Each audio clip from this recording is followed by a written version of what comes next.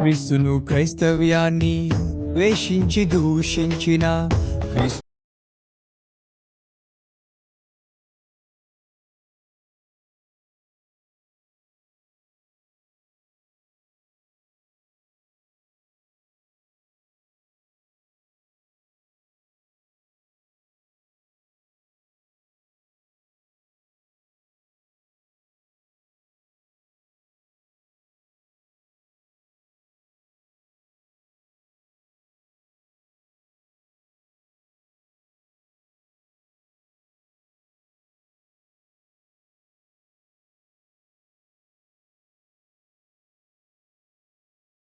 కూడి వచ్చినటువంటి సంఘ బిడ్డలకును ప్రతి ఒక్కరికి ప్రభువైన యేసు వారి శ్రేష్టమైన నామములో షలోమ్. యేసు నామములో దేవుని యొక్క కృపా సమాధానాలు ప్రభు మనందరికీ అనుగ్రహించును గాక. రైట్, ఈరోజు కొద్ది నిమిషాలు దేవుని యొక్క వాక్యంలో నుండి ఒక 2-3 అంశాలు మనం నేర్చుకోవడానికి ప్రయత్నం చేద్దాం. ఎల్లప్పుడూ మనం చేసేటువంటి పనులు, ఎల్లప్పుడూ మనం చేయాల్సినటువంటి పనులు, ఒక క్రైస్తవునిగా క్రైస్తవ జీవితాలు జీవిస్తున్నటువంటి మనము ఎల్లప్పుడూ చేయాల్సినటువంటి కొన్ని పనులు ఉన్నాయి. అయ్యేటో ఈరోజు నేర్చుకోవడానికి ప్రయత్నం చేద్దాం. మీరు అందరూ రోజు ఏం చేస్తారు? ఎల్లప్పుడూ ఏం చేస్తారు? ఎప్పుడు పడితే అప్పుడు ఏం చేస్తారు? మీరు రోజు ఏం చేస్తారు? మీరు ఆడవాళ్ళు అయితే రోజు అందుబాట్లు, ఆ టైం లేదు, ఈ టైం లేదు, పండగ లేదు, పబ్బన్నం లేదు, రోజు కొండలు తవ్వుతానే ఉంటారు.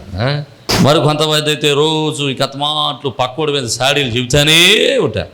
వాళ్ళతో మాట్లాడితే పాపం ఇంకంత మాటలు సాడీలు చెప్తూనే ఉంటారు కదండి. ఎల్లప్పుడూ కొంతమంది ఆ సమయం అని కనుక ఈ సమయం అని లేదు, ప్రతికూల పరిస్థితులైనా అనుకూల పరిస్థితులైనా ప్రతిసారి కొన్ని పనులు మనకు అలవాటు అయిపోతూ ఉంటాయి. కానీ క్రైస్తవునిగా మనకు ఉండాల్సినటువంటి కొన్ని పనులు ఖచ్చితంగా ఎల్లప్పుడూ మనం చేయాల్సినటువంటి పనులు కార్యాలు కొన్ని ఉన్నాయి. ఈరోజు వాటిని కొన్ని విషయాల్ని మనం నేర్చుకోవడానికి ప్రయత్నం చేద్దాం. మొట్టమొదటిగా కీర్తన గ్రంథము 62వ అధ్యాయం 8వ వచనాన్ని చదువుదాం ఒకసారి. కీర్తన గ్రంథము 62వ అధ్యాయము 8వ వచనం. మనం ఈ రోజు నుంచి ఎల్లప్పుడూ అస్తమాట్లు ప్రతి సమయంలోనూ, అన్ని సమయాల్లోనూ, ప్రతికూల సమయంలోనూ, అనుకూల సమయంలోనూ ఏం చేయాలి, ప్రతి సమయంలో మనం ఏం చేయాలో నేర్చుకుందాం. మొట్టమొదటిగా కీర్తన గ్రంథం 62వ అధ్యాయం 8వ వచనం. జనులారా, ఆమేన్, హల్లెలూయా. మొట్టమొదటిగా క్రైస్తవ జీవితంలో మనం నేర్చుకోవాల్సినటువంటి మొదటి భాగం ఏంటంటే ఎల్లప్పుడూ కూడా ఆయన యందు నమ్మిక ఉంచాలి. ఆమేన్. ఎప్పుడు కూడా మనము ఆయన మీద నమ్మకాన్ని ఉంచాలి. ఆయనను నమ్మడానికి ఆ సమయం అని ఈ సమయం అని కాదు.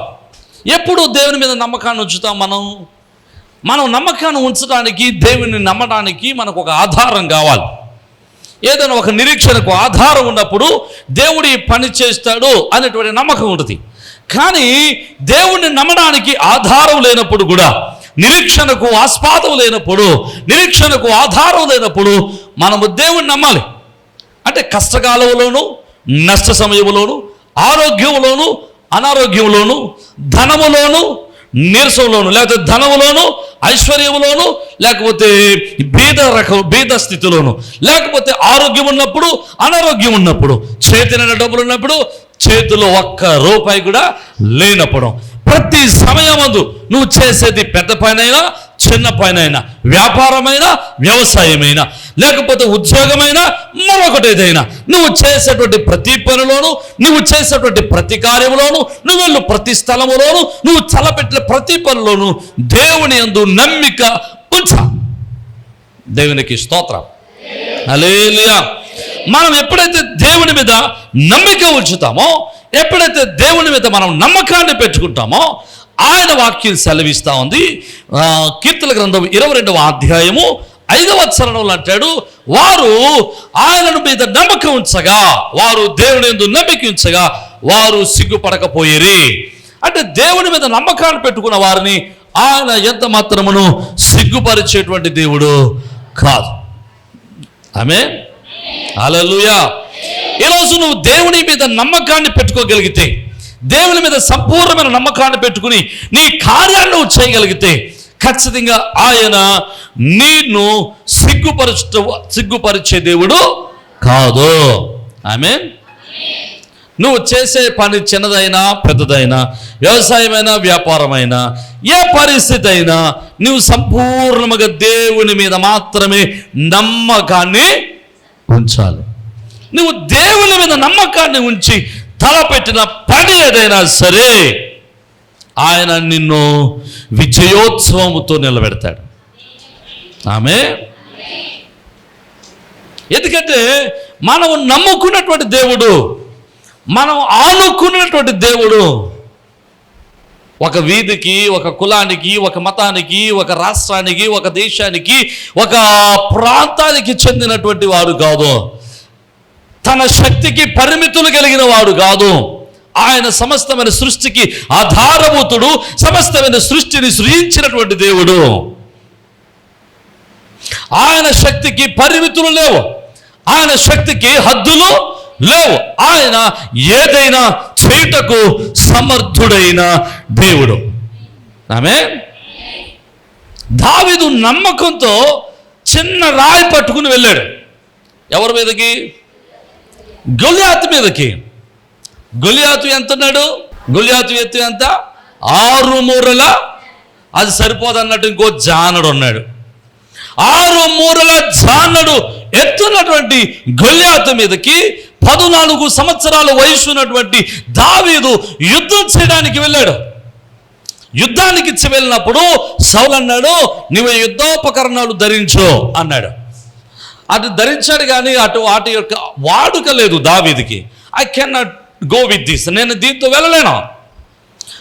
అయితే నువ్వు ఎలా వెళ్తావు? నేను యెహోవా మీద నమ్మకంతో వెళ్తాను, దేవుని మీద విశ్వాసంతో వెళ్తాను, దేవుని మీద రోషంతో వెళ్తాను అని చెప్పి అతడు వడిసెల పట్టుకుని, వడిసెలలో 5 రాళ్ళు తీసుకుని 5 రాళ్ళలో ఒక రాయిని వడిసెలలో పెట్టి యుద్ధానికి వెళితే గొలియాతు అంటున్నాడు, నేనేమైనా కుక్క పిల్ల అనుకుంటున్నావా? కర్రతోనూ ఒడిసెలతో వచ్చావా అన్నాడు. ఎవడైనా ఇలాగ యుద్ధానికి వెళ్తాడా? ఎవడైనా యుద్ధానికి ఈ విధంగా వెళ్తాడా? ఎవరైనా యుద్ధానికి వెళ్ళేటప్పుడు అవతల వాడి శక్తి ఏంటో, అవతల వాడి బలం ఏంటో, అవతల యుక్తి ఏంటో, అవతల వాడు ఎంత బలవంతుడో తెలుసుకుని వెళ్తారు. దానికి తగినట్టుగా వెళ్తాడు, దానికి సమానమైన శక్తితో వెళ్తాడు, దానికి సమానమైన బలముతో వెళ్తాడు, దానికి సమానమైన ఆయుధాలతో వెళ్తాడు. కానీ దావీదు సంపూర్ణంగా వ్యతిరేక దశలో వెళ్తామన్నాడు. అతడు చేతి పై నుండి కింద వరకు కవచాలు ధరించిన వాడు, యుద్ధోపకరణాలు ధరించిన వాడు. అతని కత్తె దోనికి వాడేటువంటి తెడ్డె తొట్టతట అంత కత్తితో ఉన్నటువంటి ఆ యొక్క గొలియాతు మీదకి దేనితో వెళ్తున్నాడు? చిన్న రాయితో వెళ్తున్నాడు. కారణం ఏంటో తెలుసా? కారణం ఏంటో తెలుసా? నేను రోషము కలిగి దేవుని కొరకు నిలబడుతున్నాను.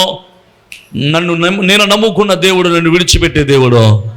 ఆమేన్. హల్లెలూయా, హల్లెలూయా. నేను నమ్ముకున్న దేవుడు బలహీనుడు కాదు. అందుకని దావీదు ఒకసారి కీర్తన రాస్తూ అంటాడు, ఆయన నా చేతి వేలకు యుద్ధము నేర్పించాను అని రాస్తాడు. ఆమేన్. ఎలాగట? ఆయన నా చేతి వేలకు యుద్ధము నేర్పించాడు. అప్పుడు వరకు యుద్ధం తెలియనటువంటి దావీదు, యుద్ధం అంటే ఎటు తెలియనటువంటి దావీదు, యుద్ధములు ఎలాగూ చేయాలో తెలియనటువంటి దావీదు, అప్పుడు వరకు గొర్రెల కాపరిగా ఉన్నటువంటి దావీదు యుద్ధము చేయడానికి వెళ్ళినప్పుడు అతని నమ్మకం ఏంటంటే, నేను నమ్ముకున్న దేవుడు నాతో ఉన్నాడు. హల్లెలూయా. నేను నమ్ముకున్న దేవుడు నన్ను సిగ్గుపడనీయడా. ఆమేన్. ఈరోజు నువ్వు చేసేటువంటి పనుల్లో, నువ్వు వెళ్ళినటువంటి కార్యాలలో, నువ్వు తలపెట్టినటువంటి స్థితిలో, నువ్వు తలపెట్టిన కార్యాలలో ఎవరి మీద నమ్ముకుని నువ్వు కార్యాన్ని తలపెడుతున్నావో, ఎవరి మీద నమ్మకాన్ని పెట్టుకుని నీ అడుగు ముందరికి వేస్తున్నావో, ఎవరిని నమ్ముకుని నీవు నీ స్థితిని ప్రారంభిస్తున్నావో నాకు తెలియదు. ఒకవేళ ఈరోజు మీలో ఎవరైనా సరే ఒక నూతనమైన కార్యాన్ని తలపెట్టాలని ఆశపడుతున్నట్లయితే, ఒక వ్యాపారాన్ని చేయాలని ఆశపడుతున్నట్లయితే, ఏదైనా ఒక పని కొరకు ముందరికి పరిగెత్తాలని ఆశపడుతున్నట్లయితే, ఏదైనా ఒక కార్యాన్ని చేయాలని ఆశపడుతున్నట్లయితే, ఏమో నాకు తెలియదు, మీరు ఇల్లే కట్టాలనుకుంటున్నారో, కారే కొనాలనుకుంటున్నారో, స్థలాలే కొనాలనుకుంటున్నారో, వ్యవసాయమే చేయాలనుకుంటున్నారో, వ్యాపారాలే చేయాలనుకుంటున్నారో, I don't know what you are thinking bout. కానీ నాకు తెలిసిన విషయం ఏంటంటే నువ్వు దేవుని నమ్ముకుంటే దేవుడు నిన్ను సిగ్గుపడనివాడా. బిగ్గరగా నువ్వు తలపెట్టింది ఎంత పెద్ద కార్యమైనా సరే ఆయన మీద నమ్మకముతో వెళ్తే, నీ దగ్గర ఉన్నది చిన్న రీసోర్స్ అయినా సరే, నీ దగ్గర ఉన్నది చాలా తక్కువ వనరులైనా సరే, ఆయన ఘనమైన కార్యాలు నీ చేత జరిగిస్తాడు. ఆమేన్.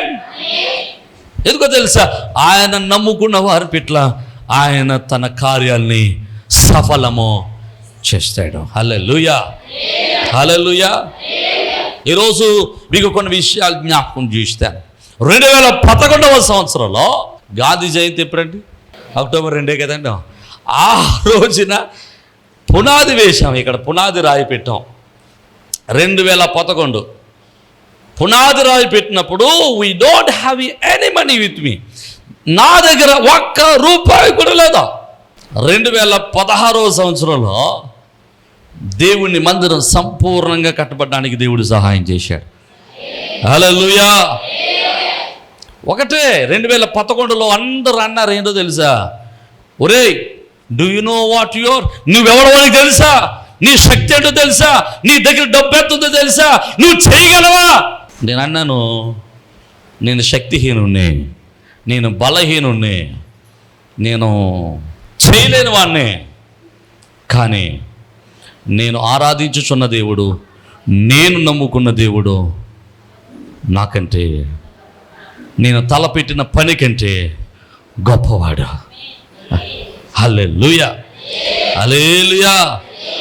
ఆయన మీద నమ్మకం పెట్టుకుని నువ్వు కార్యాన్ని తలపెట్టద్దే. ఏ కార్యం తలపెట్టినా ఆయన సమస్తమును సమకూడి జరిగిస్తాడు. ఎందుకో తెలుసా, ఆయన సర్వ శక్తి మంతుడు.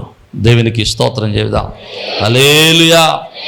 అదుని వాక్యం అన్నాడు, ఆయన మీద నమ్మకం పెట్టుకున్నవాడు ఎవడును ఏం లేదట, సిగ్గుపడలేదు. ఒకవేళ మనం సిగ్గుపడ్డాము అంటే దాని అర్థం ఏంటంటే మన నమ్మకంలో ఎక్కడో లోపం ఉంది. మన నమ్మకం ఎట్లా ఉంటుందంటే మనుషుల యొక్క జ్ఞానాన్ని ఆధారం చేసుకుని ఉంటుంది. అదునే అపోస్తలుడైన పౌలు అంటాడు కదా, మీ నమ్మకం, మీ విశ్వాసం మనుషుల జ్ఞానాన్ని ఆధారం చేసుకొనక దేవుని శక్తిని ఆధారం చేసుకుని ఉండవాలను. దేవునికి స్తోత్రం. మోషే చెయ్యెత్తినప్పుడు, ఎర్ర సముద్రం మీదకి చెయ్యెత్తినప్పుడు, చెయ్యెత్తితే ఎర్ర సముద్రం ఎందుకు 2 ముక్కలు అవుద్ది? అలా చెయ్యెత్తితే 2 ముక్కలు అయిపోతా. బట్ దేవుడు ఎత్తమన్నాడు, చెయ్యెత్తాడు, విశ్వాసంతో నమ్మకంతో చెయ్యెత్తాడు, ఎర్ర సముద్రం 2 ముక్కలైంది. ఆమేన్. దేవునికి స్తోత్రం. చెయ్యెత్తినప్పుడు వెనకాల ఉన్న వాళ్ళందరూ అని ఉంటారు, ఏడు చెల్లేరా, ఈడు చెయ్యి చాపితే ఎర్ర సముద్రం 2 ముక్కలు అయిపోతా. అప్పుడు వరకు ఎప్పుడు జరగలేదు కదా, అప్పుడు వరకు ఎలాంటి కార్యాలు ఏమి జరగలేదు కదా, ఇప్పుడు జరుగుతుందని నమ్మకం ఏంటి? ఎందుకంటే ఎప్పుడు జరగలేదు కదా.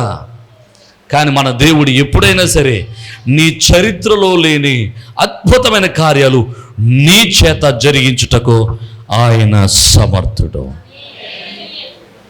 అర్థమైన బిగ్గరగా ఆమేన్. ట్రాక్ రికార్డ్ అక్కర్లేదండి. ఇంతకుముందు అలా జరిగేది కదా, నా జీవితంలో జరుగుతుంది కాదు. అసలు ఇంతకుముందు ఎప్పుడు జరగని కార్యాలు, ఇంతకుముందు ఎప్పుడు నీ పితరుల తరములో నీవు చూడని ఆశీర్వాదాలు, ఇంతకుముందు నీ పితరులు ఎవరు ఎక్కలేని ఎత్తైన స్థలాలు దేవుడు నీ చేత ఎక్కిస్తాడు. ఆమేన్. హల్లెలూయా. ఎందుకో తెలుసా, ఎప్పుడైతే నీవు ఆయన మీద నమ్మకం ఉంచుతావో, సంపూర్ణమైన నమ్మకం ఉండాలా, లోపము లేని విశ్వాసం. ఆమేన్. హల్లెలూయా. ఎప్పుడు ఉండాలి ఈ విశ్వాసం, ఎప్పుడు ఉండాలి ఈ నమ్మకం? చెప్పట్లేదు. ఎప్పుడు? ఎల్లప్పుడు, ఆల్ ద టైం, ప్రతి సమయంలో నువ్వు నమ్మకాన్ని పెట్టుకోవాలి. ఊరికి వెళ్తున్నావా, బయలుదేరుతున్నావా, ఎవరి మీద నమ్మకం? చెప్పట్లేదు. ఇల్లు కడుతున్నావా, ఎవరి మీద నమ్మకం? ఓకే. బీరువా పెడుతున్నావా ఇంట్లో కట్టుకొచ్చి, ఎవరి మీద నమ్మకం? దేవునికి స్తోత్రం. ఒక ఆయన అన్నాడు, బీరువా ఉత్తర దిక్కెట్టు, బీరువాని అంటే డబ్బు ఉంటుంది అన్నాడు. బీరువా ఉత్తర దిక్కెట్టి చిట్టం తినేసి కూర్చుంటున్నాడు. బీరువులోకి డబ్బులు రావట్లేదు కాదు కదండి. మన నమ్మకం దేవుని మీద. హల్లెలూయా, హల్లెలూయా. నువ్వు ఏ కార్యాన్ని తలపెడుతున్నావో నాకు తెలీదు. తలపెట్టిన ప్రతి కార్యం, చేయదలిసిన ప్రతి పని, చిన్న పని పెద్ద పని కాదు, ప్రతి పని ఆయన మీద నమ్ముకుని మొదలుపెట్టు. ఆయన నీ తలను పైకెత్తుతాడు. నమ్ముతున్న వారు బిగ్గరగా ఆమేన్. ఎప్పుడు నమ్మకం ఉంచాలి? ఎల్లప్పుడూ, అన్ని వేళలా, అన్ని సమయాల్లో ఆయన మీద నమ్మకం పెట్టుకోవాలి. ఆయన నీ తలను పైకెత్తాడు. మొదటిది ఏం చేయాలి? ఎల్లప్పుడూ మనం ఏం చేయాలి? ఎల్లప్పుడూ మనము ఆయన మీద నమ్మకాన్ని ఉంచుకోవాలి. ఇక రెండవది చూద్దాం. ఫిలిప్పీలకు రాసినటువంటి పత్రిక 1వ అధ్యాయము 5వ వచనాన్ని చూద్దాం. అపోస్తలుడైన పౌలు ఫిలిప్పీ సంఘానికి రాసినటువంటి పత్రిక 1వ అధ్యాయము 5వ వచనం చివరి మాట మనం చదువుదాం ఒకసారి. గనుక మీ అందరి నిమిత్తము నేను చేయు ప్రతి ప్రార్థనలో ఎల్లప్పుడూ సంతోషముతో ప్రార్థన చేయుచు నేను మిమ్మును జ్ఞాపకము చేసుకున్నప్పుడల్లా నా దేవునికి కృతజ్ఞతాస్తుతులు. ఆమేన్. పౌలు గారు అంటున్నాడు ఫిలిప్పీ సంఘంతో, అయా ప్రతి సమయంలోనూ ఎల్లప్పుడూ కూడా కృతజ్ఞతాస్తుతులు చెల్లిస్తూ ఉన్నాను. అదే మాట దావీదు చక్కగా మనకు చెప్తా ఉంటాడు. 34వ కీర్తన 1వ వచనంలో అంటాడు, నేను ఎల్లప్పుడూ కూడా యెహోవాను సన్నుతించేదను. రెండవదిగా ప్రతి క్రైస్తవుడు చేయాల్సిన రెండవ పని ఏంటంటే ఎల్లప్పుడూ కూడా దేవుణ్ణి స్తుతిస్తూ కృతజ్ఞతాస్తుతులు చెల్లించాల. We have to be thankful for God at all the time. ప్రతి సమయమందు దేవునికి కృతజ్ఞులమై ఉండాలా. అందుకని దశలోనికి రాసిన పత్రికలోనే అపోస్తలుడైన పౌలు అంటాడు, అపోస్తలుడైన పౌలే మరో మాట కూడా అంటాడు. అపోస్తలుడైన పౌలు దశలోనికి సంఘానికి రాస్తూ 1వ పత్రిక 5వ వచనంలో అంటాడు, ఎడతెగక ప్రార్థన చేయండి. 16వ వచనం, ప్రతి విషయమునందును కృతజ్ఞతాస్తుతులు చెల్లించుడి, ఎలాగూ చేయుట యేసు క్రీస్తునందు మీ విషయములు దేవుని యొక్క చిత్తము. మనలో దేవుని చిత్తం ఏంటంటే మనము ప్రతి విషయంలో కూడా కృతజ్ఞతాస్తుతులు చెల్లించాలి. ప్రతి విషయం అంటే అన్ని విషయాలంటే మనకి ఏదైతే లాభకరంగా ఉందో ఆ విషయాల్లోనైనా, అన్నీ అంటే లాభాల్లోనూ నష్టాల్లోనూ, సంతోషంలోనూ దుఃఖంలోనూ, లాభం కలిగినప్పుడు నష్టం కలిగినప్పుడు, సంతోషంగా ఉన్నప్పుడు కన్నీరుతో ఉన్నప్పుడు, మనకు నచ్చింది పొందుకున్నప్పుడు మనకు నచ్చింది కోల్పోయినప్పుడు, మనకు అడిగింది వచ్చినప్పుడు అడిగింది పొందనప్పుడు. అంటే మనం పొందుకున్నప్పుడు మాత్రమే కాదు దేవుణ్ణి స్తుతించటం, మనము లబ్ధి పొందినప్పుడు మాత్రమే కాదు దేవుణ్ణి స్తుతించటం, మనము నష్టపోయినప్పుడు కూడా దేవుణ్ణి స్తుతించే వారమై ఉండాలి. నమ్ముతున్న వారు దేవునికి స్తోత్రం, హల్లెలూయా. ఎప్పుడు కూడా దేవుని స్తుతించాలండి? నష్టపోయినప్పుడు కూడా. యోబు ఉన్నాడు, మనందరికీ తెలిసినటువంటి మంచి భక్తుడు. యోబు అన్నీ ఉన్నప్పుడు దేవుని స్తుతించాడు. మనకులాగా అన్నీ పోయినప్పుడు చెప్పట్లేదు మీరు, దేవుని నిందించాడా? ఒకవేళ యోబు స్థానంలో నువ్వు ఉంటే యోబులాగా యోబు జీవితంలో దేవుడు నమ్మకం పెట్టుకున్నట్టుగా నీ మీద నమ్మకం పెట్టుకోగలరా దేవుడు? ఒకవేళ యోబు స్థితిలో నువ్వు ఉంటే యోబును పరీక్షించినంత పరీక్ష సాతాను నిన్ను చేయొచ్చా? అంత చేయని అవసరం లేదు నీకు కదా, అంత అక్కర్లేదు. ఫస్ట్ స్టెప్లోనే ఆ తోటలో ఉన్నటువంటి లేకపోతే ఆ గొట్టు మీద కట్టినటువంటి దూడ చచ్చిపోతే చాలు. ఏం చేస్తాం మనం? అంతే. దేవుడు లేడు, దెయ్యం లేదు, పాస్టర్ గారు లేదు, ప్రార్థన లేదు, ఆదివారం లేదు, సోమవారం లేదు, శనివారం లేదు, తీసి పక్కడాడే. అదే కృతజ్ఞతాస్తుతులు చెల్లించటం అనేటువంటిది లాభాల స్థితిలోనే కాదు, నష్ట స్థితిలో కూడా నువ్వు దేవుని కృతజ్ఞుడివై ఉండాలి, దేవుని స్తుతించేవాడవై ఉండాలా. అందుకని యొక్క యోబు అన్నాడు కదా, అమ్మా మనము దేవుని వల్ల మేలు మాత్రమే పొందుతామా, కీడును అనుభవించదాగా. ఆయన ఇచ్చాడు, ఆయన తీసుకున్నాడు. దేవునికి స్తోత్రం, హల్లెలూయా. ఎలాగటండి? ఆయన ఇచ్చాడు, ఆయన తీసుకున్నాడు. దేవునికి స్తోత్రం. ఈరోజు మనం అలాగ అనగలమా? అలాగ అనలేకపోతున్నాము. కనుకనే మనం ఇంకా పరిపక్వత లేని క్రైస్తవ జీవితంలో ఉన్నాం. పరిపక్వత లేని క్రైస్తవ జీవితాన్ని మనం జీవిస్తూ ఉన్నాం. అక్కడ అంటున్నాడు కదా, 21వ వచనం చూడండి ఒకసారి. యోబు గ్రంథం 1:21 చిన్నాడు, యెహోవా ఇచ్చెను, యెహోవా తీసుకుపోయాను, యెహోవా నామమునకు స్తుతి కలుగును గాక. అబ్బబ్బబ్బబ్బా. ఎప్పుడు అన్నీ పోయినప్పుడు ఏం చేస్తున్నాడు? దేవుణ్ణి స్తుతిస్తామన్నాడు. దేవునికి స్తోత్రం. ఈరోజు మనం ఈ పరిపక్వత స్థితిలోనికి రావాలా, ఈ విశ్వాస శిఖరాలు ఎక్కాలా. కొన్ని పర్యాయాలు దేవుడు మనం అడిగిన వాటన్నిటినీ ఇస్తాడు. కొన్ని పర్యాయాలు దేవుడు మనం అడిగింది ఇవ్వకపోవచ్చు. కొన్ని పర్యాయాలు దేవుడు మనం అడిగిన దాన్ని ఇవ్వడానికి కొంచెం ఆలస్యం చేయవచ్చు. కొన్ని పర్యాయాలు మనం ఆశించి చేతిలోకి వచ్చినట్టే వచ్చి జారిపోవచ్చు. స్టిల్ అన్ని విషయాల్లో నువ్వేం చేయాలి? దేవుని స్తుతించాలి. హల్లెలూయా, హల్లెలూయా. నువ్వెప్పుడైతే దేవుణ్ణి స్తుతిస్తావో, నువ్వెప్పుడైతే దేవుణ్ణి ఘనపరుస్తావో, నువ్వెప్పుడైతే దేవుణ్ణి స్తుతించటం, దేవునికి కృతజ్ఞతాస్తుతులు చెల్లించటం మొదలు పెడతావో, ఎక్కడైతే దేవునికి స్తుతి ఉంటుందో ఆ స్థితిలో, ఆ కుటుంబంలో, ఆ ఇంటిలో, ఆ జీవితంలో, ఆ హృదయంలో యేసువారు సింహాసనాసీనుడై ఉంటాడు.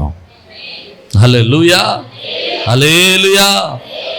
ఎక్కడైతే యేసువారు సింహాసనాసీనుడై ఉన్నాడో, ఎక్కడైతే సర్వోన్నతుడైన దేవుడు సింహాసనాసీనుడై ఉన్నాడో, ఆయన కాలు పెట్టుకోవడానికి ఒక స్టూల్ కావాలి కదా, పాదపీఠం అంటారు కదా.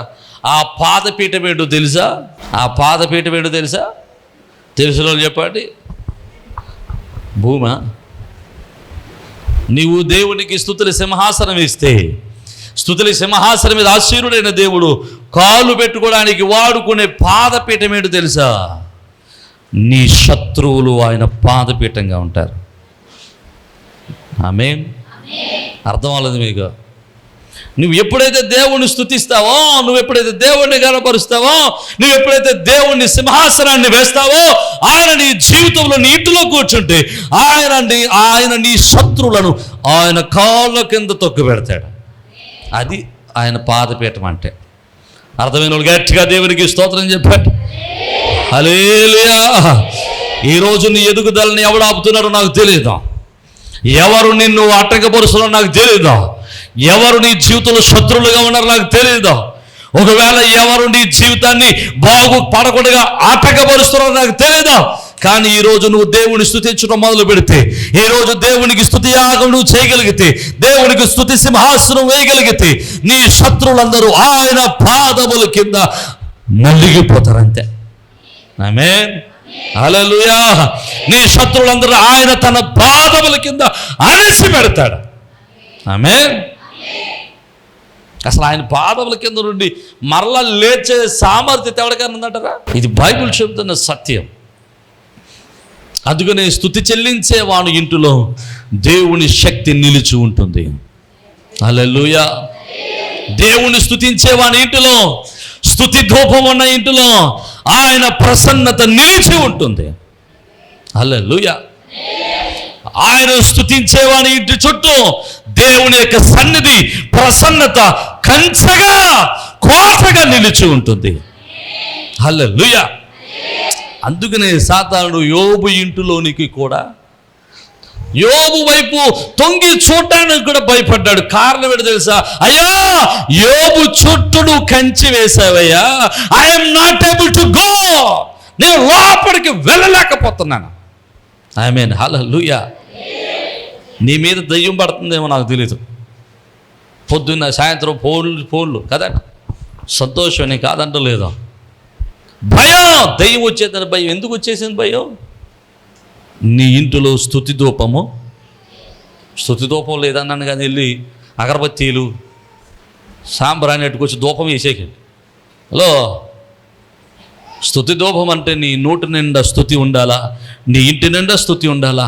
ప్రతి విషయములో దేవుణ్ణి స్తుతించేటువంటి గుణము, దేవుణ్ణి స్తుతించేటువంటి జీవితము నీకు ఉండాలా. అర్థమైన వారు దేవునికి స్తోత్రం. హల్లెలూయా. నీ జీవితంలో స్తుతి ఉంటే ఆయన నీ స్థితిని మారుస్తాడు. అందుకని అంటున్నాడు బైబిల్ గ్రంథంలో, దావీదు దీవించబడ్డానికి గల కారణం ఏంటో తెలుసా? యోబు రెండింతల ఆశీర్వాదం పొందుకోవడానికి గల కారణం ఏంటో తెలుసా? యోసేపు దేవుని మహిమను చూడడానికి గల కారణం ఏంటో తెలుసా? వారు ఉన్న స్థితి ఏదైనా వారు దేవుని స్తుతించుట మానలేదు. యోసేపు గోతులో ఉన్న దేవుని స్తుతించాడు, చెరసాలలో ఉన్న దేవుని స్తుతించాడు, సింహాసనం మీద ఉన్న దేవుణ్ణి. ఆమేన్, హల్లెలూయా. ఏమో నువ్వు ఏ స్థితిలో ఉన్నావు నాకు తెలియదు ఈరోజు, నువ్వు ఎలాంటి పరిస్థితిలో ఉన్నావు నాకు తెలియదు. నాకు ఈరోజు నువ్వు ప్రతి విషయంలో దేవుని స్తుతించేవాణిగా ఉంటే రేపు నీ పరిస్థితిని మార్చుటకు ఆయన సిద్ధంగా ఉన్నాడు. నమ్ముతున్న వారి దగ్గరగా దేవునికి స్తోత్రం. హల్లెలూయా. ఒకరోజు ఒక వ్యక్తి, ఇది నిజంగా జరిగినటువంటి సంఘటన, ఒక ఆయన సాక్ష్యం చెబితే ప్రయాణం అయ్యి ఉంటున్నాడు. రేపు ఉదయం జరిగేటువంటి ఒక మీటింగ్లో తాను ఒక కంపెనీ లేకపోతే ఒక కాంట్రాక్ట్ ప్రపోజల్ పెట్టాలి. ఆ ప్రపోజల్ పెడితే ఆ ప్రపోజల్ కాక కాంట్రాక్ట్ కాక సక్సెస్ అయితే ఇంచుమించు కొన్ని కోట్ల రూపాయలు తన చేతికి అందుతాయి. ఆయన నూతనంగా రక్షింపబడినటువంటి వ్యక్తి, దేవుని మీద ఆనుకున్నటువంటి వ్యక్తి, దేవుణ్ణి స్తుతించేటువంటి వ్యక్తి. అయితే ఆ రోజు ఆయన ప్రయాణం చేయడానికి ఒక బస్సును బుక్ చేసుకున్నాడు, టికెట్ తీసుకున్నాడు, బస్ స్టాండ్కి వెళ్ళాడు, బస్ స్టాండ్లో కూర్చున్నాడు. ఆయన రేపు జరిగేటువంటి మీటింగ్ గురించి కొన్ని కోట్ల రూపాయల విలువైనటువంటి మీటింగ్ కనుక చాలా ఆతృతతో, చాలా ఆసక్తితో, భారంతో ఆ కూర్చుని ప్రార్థన చేస్తున్నాడు, ప్రభువును స్తుతిస్తున్నాడు, దేవుని దగ్గర నుంచి ఆయన ఒక ఆలోచన తీసుకుంటున్నాడు, కూర్చుని భారంగా ఉన్నాడు.